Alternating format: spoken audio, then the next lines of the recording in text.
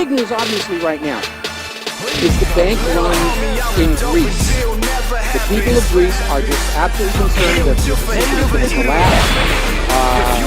The run on the bank is so in the face that even Fox News and CNN did have to report it, albeit rather briefly. Huge lines at the ATMs, nearly $1 billion US withdrawn just in the last week. And it's starting to really look like Greece is on the brink of collapse. The interim government just doesn't know how to deal with this. They did make that big payment they were supposed to make yesterday. Apparently most of it was to a vulture fund in the Cayman Islands. All this money's gone, and it's just gone to more financial sharpster operators doing the implementation. But Greece is seen as on the brink of collapse. Christine Lagarde, head of the IMF, is saying that they are preparing for an imminent collapse of Greece.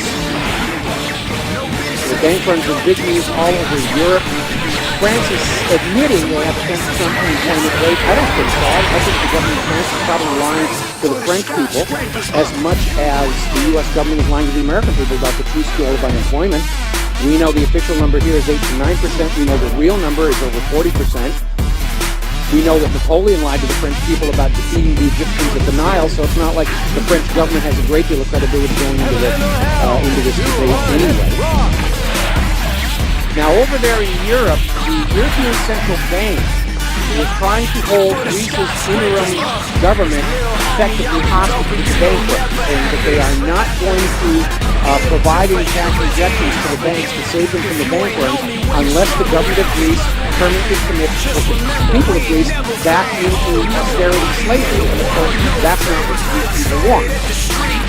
And the European Central Bank and various other European governments are trying to go around with this attitude of all previously signed deals must remain binding on a new government. So even if the voters of these countries vote to hire new governments in to get rid of austerity, these new governments are not allowed to change the rules. Of course, that's nonsense. Every new government is allowed to recreate the rules as they see suits their own purposes best to.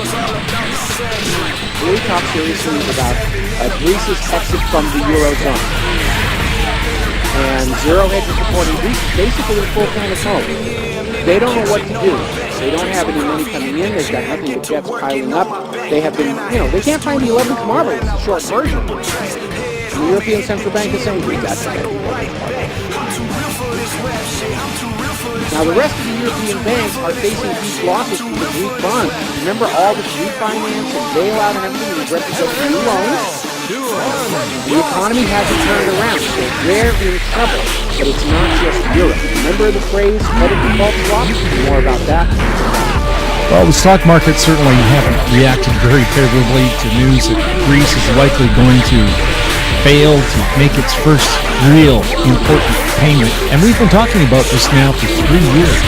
Yeah, we have been, and we've sort of seen this coming because this idea that Greece is going to be able to make the repayment on their loans by strangling their own economy was never going to work. Austerity hasn't worked anywhere. It's been applied.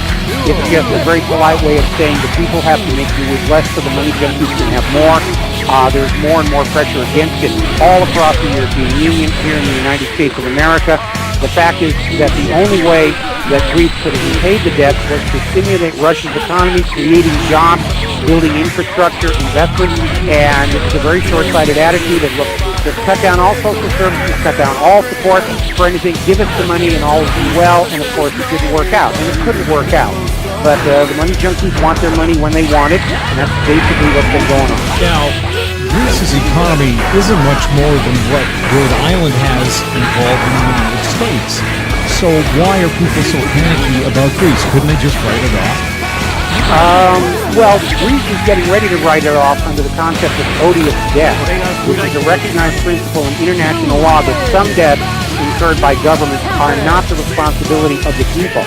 And Greece has a very valid issue because almost half of the debt they've been dealing with was created through this fraudulent deal between Goldman Sachs and Papandreou to try and conceal the true scale of Greece's debt from the European Union through a series of currency flux, which made Goldman Sachs a huge amount of money and actually doubled Greece's debt. And when Papandreou stepped down and the new government came in, they realized they were in serious trouble. But the IMF has the attitude of, even if the debt is arrived at through fraud and government corruption, you, the people, must pay it anyway. Debt is holy, debt is sacrosanct, debt is never to be questioned. This is coming down from the head of the IMF, Christine Lagarde, who's paid almost $1 million every year tax-free for sitting up there with her bullwhip and her soaked high hat and her snidey whiplash mustache, screaming that the Greek people are lazy and don't want to pay their debt. Puerto Rico is facing the same kind of economic trouble, is it not? Yeah, Puerto Rico's gone to service their debt. Ukraine is probably going to hit a default in 3 weeks. This is just no reason to panic. Don't take your money out of the bank. Don't sell your stock. And basically the agenda is to keep us all where we are right now, keep us in our place financially, so that when it's in Canada, that our money is still in places where the bankers can reach. Maybe remind people what is a Cyprus haircut if they haven't heard of that. Okay, well, when Cyprus got into financial trouble, the government of Cyprus changed the laws to allow the banks to dip into privately owned savings accounts in what was called a bail-in. And the European Union has mandated bail-in regulations across all the European Union. In fact, the deadline for completing that is the end of next month. Here in the United States, last November, Congress changed the legal definition of a savings account holder to being an unsecured investor in the bank, so that if the bank is losing money, you as an unsecured investor are expected to share in the losses.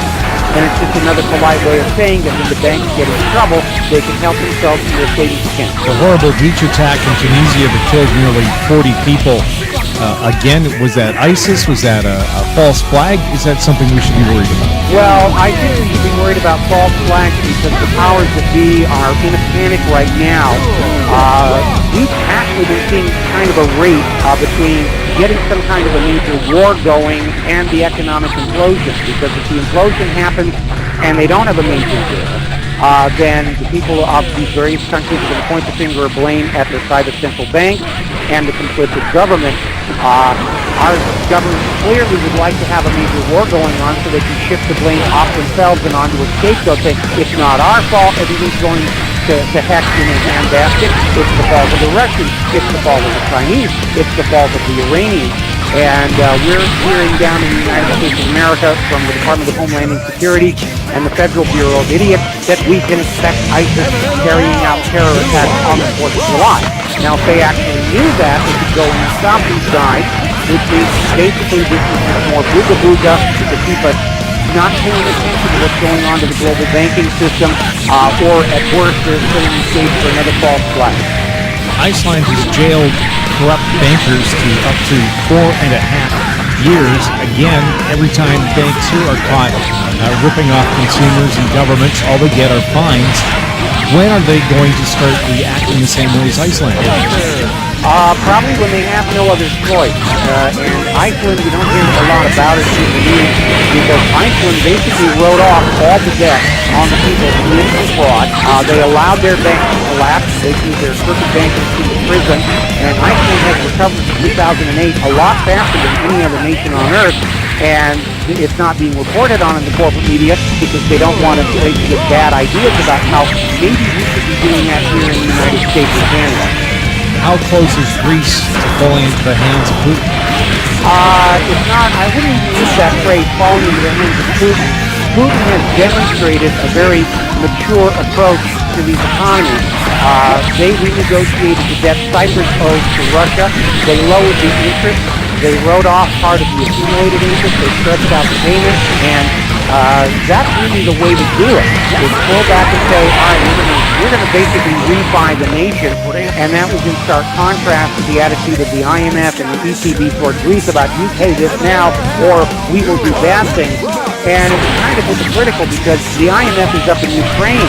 Even though Kiev can't even make the payments on the money they owe now, IMF is showering all kinds of money all over them in order to pay for the attempted reconquest of the Eastern Ukrainian Republic.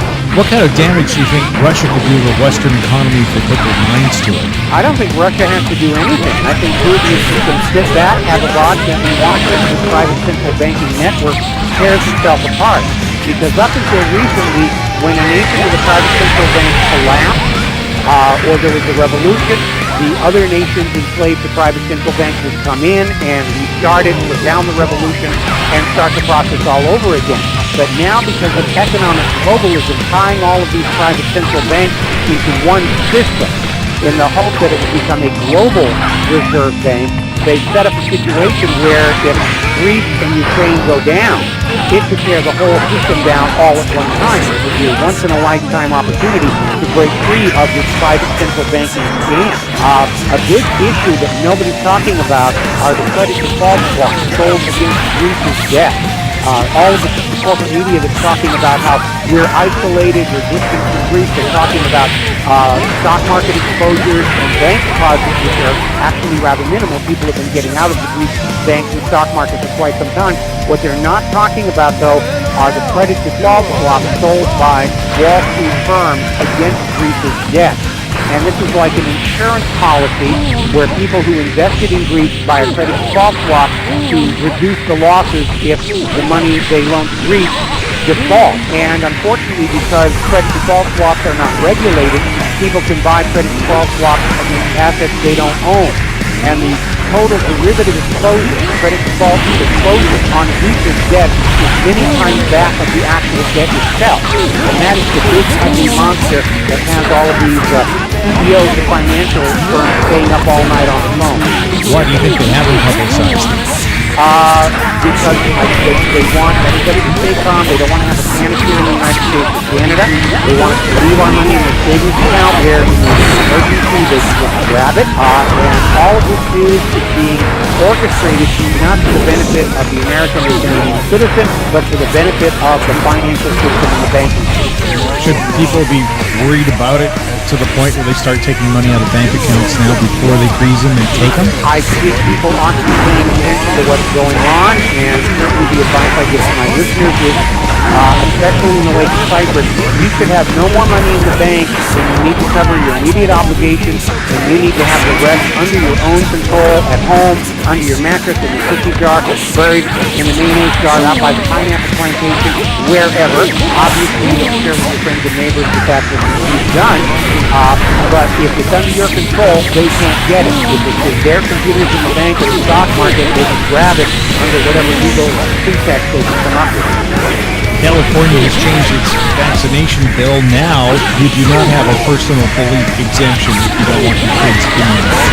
Yeah, this is another corporate giveaway because pharmaceutical industry is something like a $370 billion a year business in the United States of America, and they can't make that kind of money just selling medications to sick people.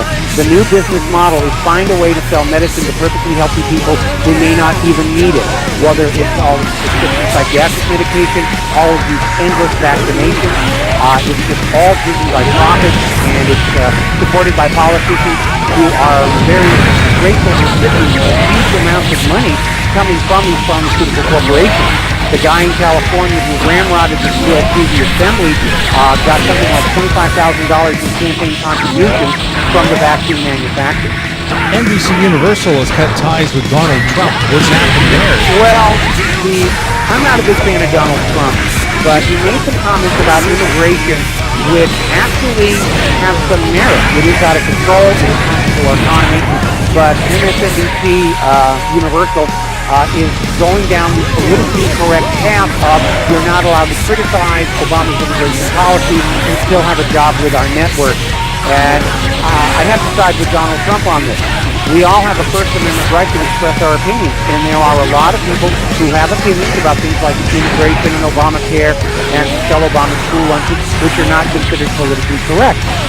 But this whole politically correct movement is an effort to trick us into abandoning voluntarily our First Amendment right to dissent. And Donald Trump has the right to say his opinion, just like anybody else.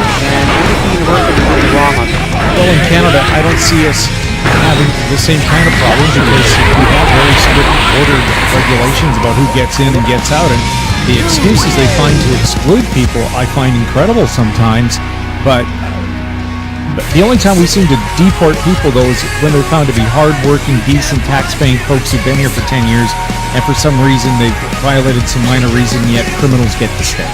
Yeah, it is very, very bizarre. I know here in the United States, the drive for open immigration is ultimately this is all tied in with the North American Union, where they want to drag the American standard of living and the Canadian standard of living down to the standard of living of Mexico, and then they can drop the border so that you running north to get to someplace better. It's a source of cheap, unskilled labor for U.S. corporations. It basically removes market restrictions. We know that the Pentagon has this idea that they're going to be able to recruit from among the illegal immigrants as military soldiers in exchange for a fast track to citizenship, but this is not going to be an army that is well motivated. And history has shown that despite all the training and all the equipment, if your army is not motivated, they will not win.